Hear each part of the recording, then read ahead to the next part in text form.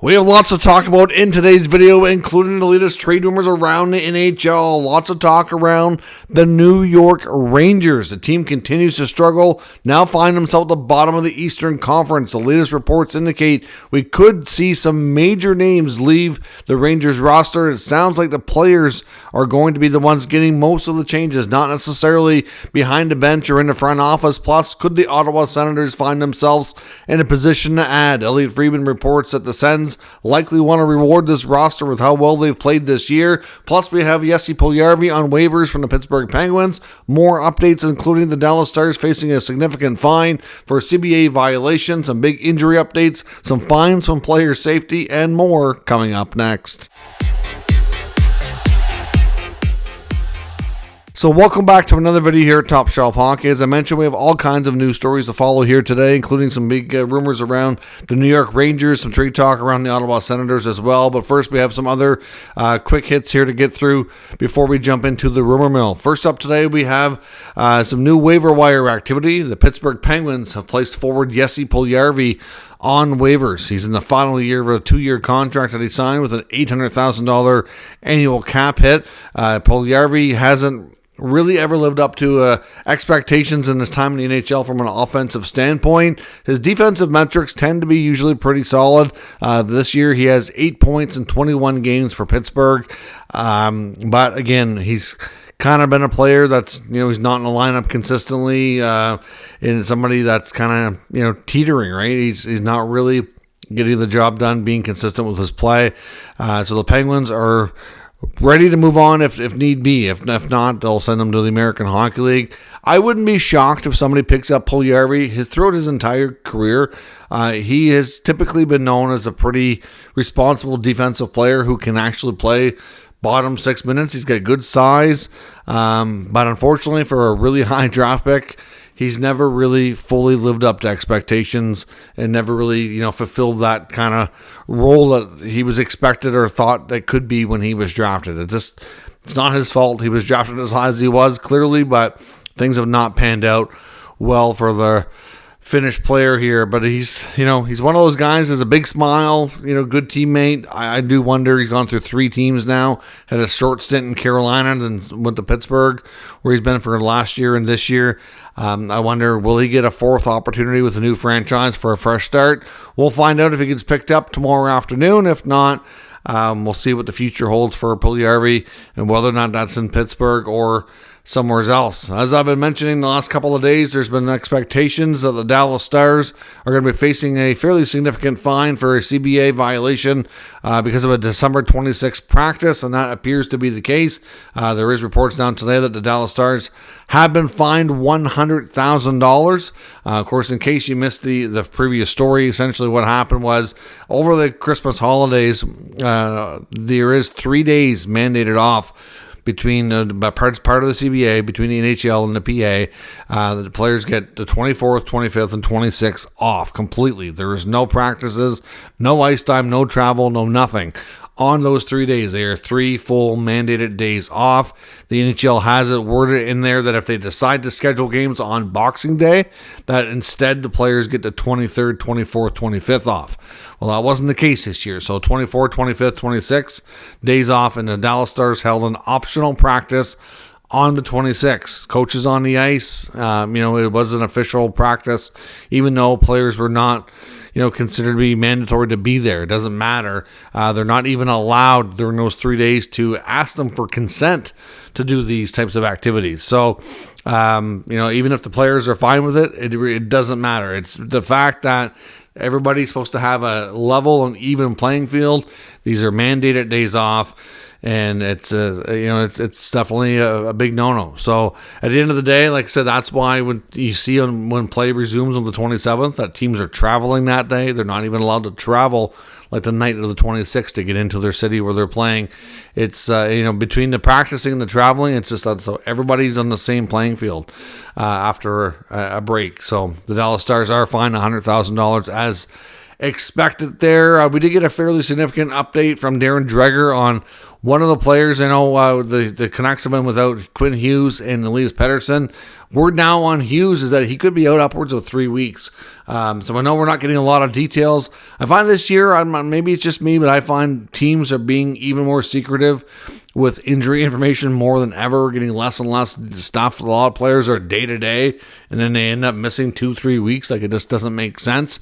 We're not always getting those types of reports, but it sounds like the Canucks captain not going to be out super long term. But when a team is, kind of hovering under mediocrity and kind of not in a real safe spot playoff wise and whatnot, like losing a key player for 2-3 weeks is significant. So that's a big blow for Vancouver. A couple of updates from the Department of NHL Player Safety. We have a couple of fines here today for action that took place here on the weekend. We have Pat Maroon of the Chicago Blackhawks fined $3,385 for elbowing, which happened against the Dallas Stars and young forward Maverick Bourque. So he's faced a fine for that. And Matvei Michkov in last night's action fined $2,473 for a high-sticking incident that took place with Kings forward Quinton Byfield. So a couple of fines there. The Maple Leafs today reassigned Matt Murray back down to the Toronto Marlies in the American Hockey League and have recalled Dennis Hildeby. I'm not to say that Murray won't get another opportunity, but fair to say that his second start didn't quite go as well as they had hoped. I know the first time around I don't think he was phenomenal, but he got the job done. They picked up the win. The second time, it was not as good, and they ended up getting the loss. So they'll go back to Hildeby here. Obviously, we'll see when Stolarz returns. Obviously, that'll kind of change things again. But for right now, Murray goes back down to the minor leagues. Now, in another quick story here as well, former Blackhawks captain Jonathan Toews, who's been out of the NHL for a little while, conducted an interview with GQ magazine, talked a lot about his health and everything that he went through, obviously dating back the last number of years. But one thing that he did say in the interview that kind of has gotten a lot of people's attention, and I guess we'll have to wait and see how things go, but he says that he doesn't feel like his career is completely over, and obviously seems interested in making a comeback. So obviously Jonathan Toews was a terrific athlete, terrific player, accomplished a lot, especially early in his career, was highly regarded as one of the game's top two-way players, won 3 Stanley Cups with the Chicago Blackhawks. Of course, the Blackhawks made it clear a couple of years back that the contracts for Jonathan Toews and Patrick Kane, which they signed matching deals all those years ago when they were set to expire, that neither player was going to be offered a contract extension. Patrick Kane essentially was traded to the Rangers and then has played the past couple of years after that with the Red Wings, whereas Jonathan Toews has been out of the game. So obviously we don't know, if or when he'll come back for sure. If so, is he open to playing somewhere else? Because it didn't seem like the Blackhawks were interested in bringing either veteran player back. I don't know if anything's changed on their part that way, but be curious to see if, I'm not sure if it'll be this year. He didn't really give any details. I would suspect more than anything that, that would probably be more like next year. And would he sign a contract? Would he get a PTO? It's really up in the air. But I guess the moral of the story here is for right now, we may not have seen the end or the last of Jonathan Toews. And as we get closer to the Winter Classic, which of course goes tomorrow between the Blackhawks and the St. Louis Blues. I know Elliot Friedman was talking on his 32 Thoughts podcast account today, indicating, because we had reports before as well from other sources saying that he does expect Florida to get an outdoor game sometime in the near future. May not necessarily be the Winter Classic, but an outdoor game of some sort. And obviously he was also talking about just a lot. They spent probably a good little stretch there talking about outdoor games and the history and trivia and all that kind of stuff. And one thing that he said, one of the sources or executives around the league that mentioned to him that they wondered sometime in the next year or so before both players are done in the NHL, wondering if they would do any kind of Ovechkin, Crosby, kind of send off, if you will, before their careers are over, to get them involved in one last one. Obviously, we know with Ovechkin's contract and him closing in on Gretzky's record, a lot of people expect that next year might be Ovi's last year in the NHL. That's not a given per se. I mean, we don't know that. Ovechkin has made it clear that he would love to have an opportunity to play in Russia in the KHL, to be closer to family and stuff before his career is over. So most people kind of assume that when his current contract expired, that's what would end up happening. But again, that's not confirmed by any means. We don't know that. And just some speculation there on Friedman's part based on what one of his executives around the league that he was talking to mentioned to him. So we'll see. I mean, that would be an interesting concept. I think both those teams are in different spots right now. The Capitals actually having a really good year, and the Penguins are, kind of teetering on mediocrity again and looking like they're probably going to be near the top of the teams that missed the playoffs. So you're not good enough to get in, and you're not bad enough to get a really high pick, which is unfortunate because to me, the Penguins need those high picks that they were fortunate enough to get early in the careers when they got Crosby and Marc-Andre Fleury and all those guys that kind of kickstart what they built to become one of the greatest teams there over, a 10-15 year span. So we'll see what happens, but obviously lots of outdoor games coming here in the near future. Be curious to see if Crosby and Ovechkin get involved in one last one before their careers are up. Now, on the rumor mill, they touched on a variety of things in the 32 Thoughts podcast. I want to spend time mainly focusing on two things. Well, only a little bit here in the Senators, and we're mostly going to talk about the Rangers. Friedman talks about how the Senators have certainly kind of gotten things figured out this year. Obviously, they're dealing with some injuries, especially to starting goaltender Linus Ullmark right now, but Levi Merilainen has filled in admirably on a couple of occasions now. Had two really good games where he started and one came in relief on the game that Ullmark got hurt and played very well in that game as well. Unfortunately, the Sens didn't pick up the win in that game against the Edmonton Oilers, but it was a close game. It was a 3-1 game. The Sens were certainly in it right till the very end, so it's not like it was a really poor game or anything. So overall, Merilainen in a small body of work here has done well. Matt Sogard in the one game that he appeared in, not so good, gave up 4 goals. They lost the game, but at the end of the day, they've been a lot better. Their record in December has been phenomenal. Since November the 25th, the Senators are right with the Washington Capitals for being the top team in the Eastern Conference. Now, unfortunately, their November wasn't better. Otherwise, they would be in a more solid spot near the top of the division instead of in a wild card spot as we approach New Year's here. But for right now, Friedman says that he expects Steve Staios to reward this team because of how well they've played and the improvements that they've made, that he expects them to see, especially being a former player and knowing what it's like. And then the other thing too is that this group of managers and ownership there, like this whole new team leading the Senators, want to continue and get the point across and prove that they are not like the old regime here, that they are willing to spend and willing to add and willing to give this team what it needs. Now, he didn't specify any particular players that they were targeting or anything of that nature, just that he expects Staios to consider adding in the near future. They've played well enough to get into these players. He didn't, basically to me, what he was saying was that they've played well enough so far to get into this playoff spot. They want to make sure that they continue to manage the roster so they continue to hold that down and make it more solid, that you wouldn't want to see a case of, if they run into any more injuries or anything and they end up slipping down, that if the management team has a chance to add, that it's something that he expects them to do. Now, one big question mark is David Perron. Of course, early in the season, Perron, got derailed because of having to take a leave of absence.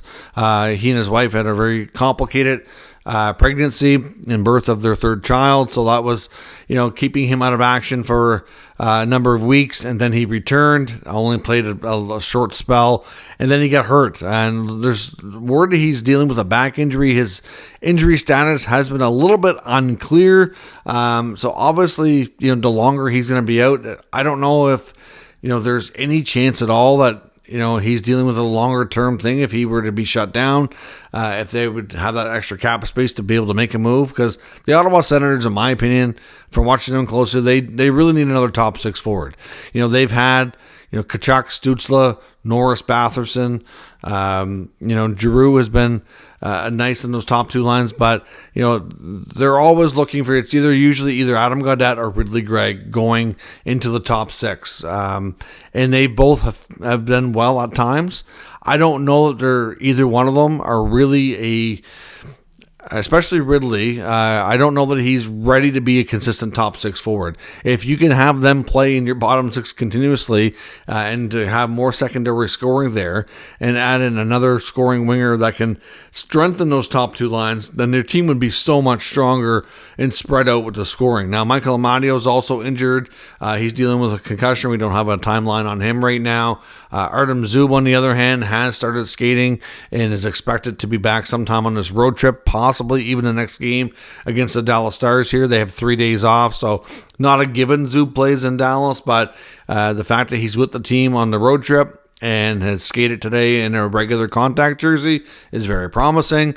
They have an opportunity to get another practice or two in before they play, so I suspect Zub likely comes back this week, but we'll have to wait and see. But certainly hearing that Friedman expects Toews to add, I think would come as a nice reward to those players who have certainly, like I said, figured out a style of game that works for them. Defensively, they're playing a lot more responsible, and they're still getting the offense. The scoring is probably down a little bit, but they're also giving up a far, far less as well, and has allowed them to kind of hang around in a lot more games and kind of win more of your 2-1, 3-1. They're playing more of a playoff style of game, to be completely honest, which is going to help them if they do make the playoffs to be better prepared. Now, and the big story continues to be the New York Rangers. Friedman on his podcast spent lengthy time talking about it. Plus, we've also got a scathing article from the New York Post on Larry Brooks.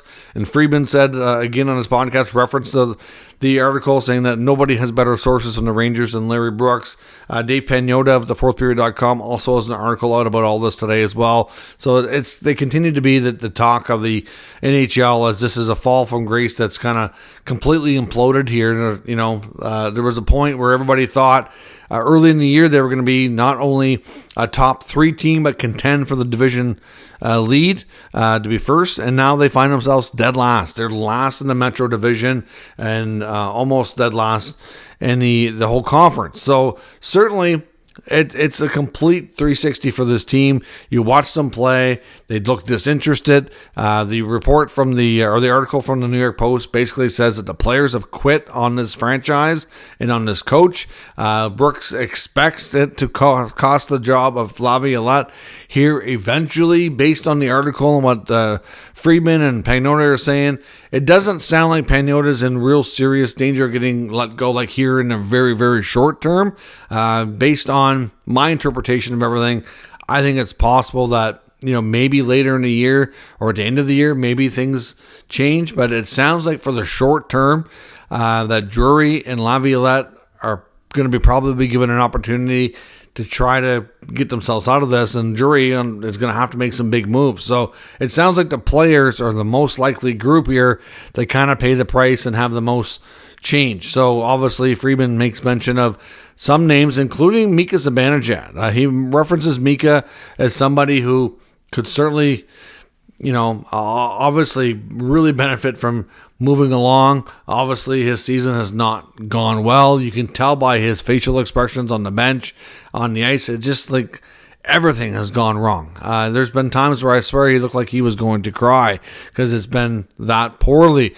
Obviously, Friedman goes on to say that he doesn't know 100% that the Rangers are going to approach Mika because he does have a full no-move clause, but that he very well could be the next major domino to fall in the Big Apple. Of course, I know Dave Pagnotta in his article referenced the fact that his sources told him that Zibanejad would be willing to waive his no move for some teams in the right situation. So clearly it sounds like it's not a given. And what Elliott mentioned as well, which is like we've seen the Rangers go about some of these cases of trade protection and no move clauses, saying if you're either going to work with us or we're going to go do this the hard way. And, obviously now Mika has no move.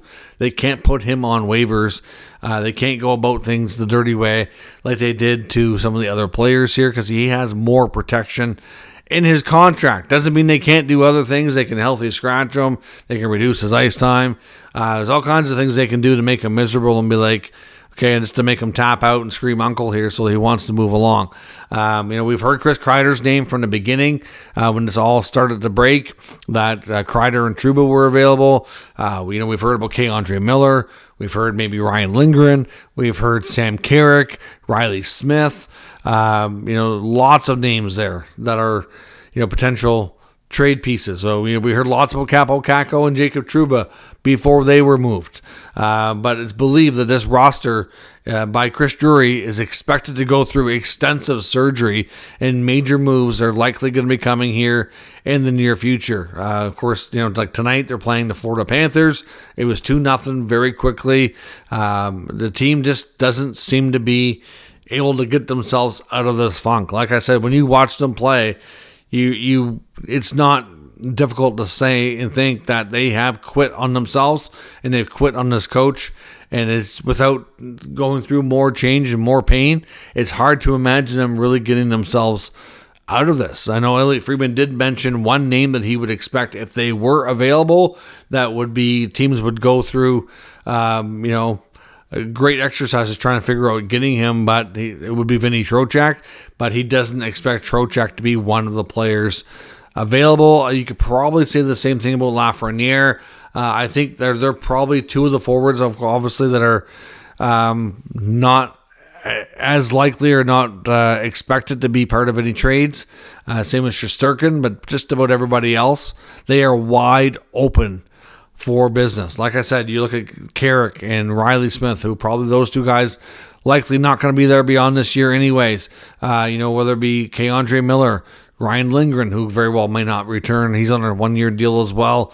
And then Kreider and Zibanejad.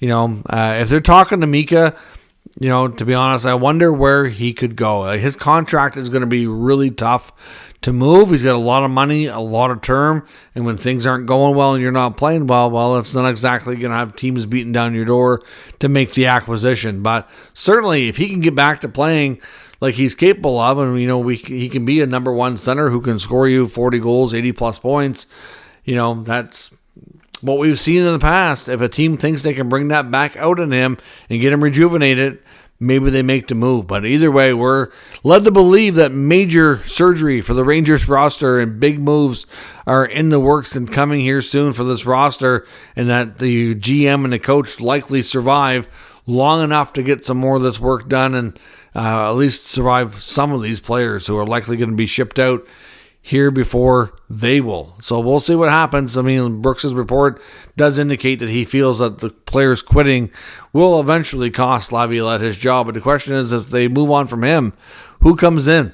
That's the other question. Is there somebody better out there? And if it's more on the players, are they actually going to take the approach for once and say, you know what, as much as it's easier to move than fire the coach, we don't think it's his fault.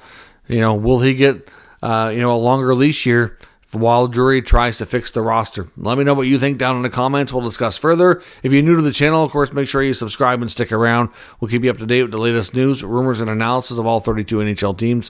Thank you for watching, and I will catch you next time.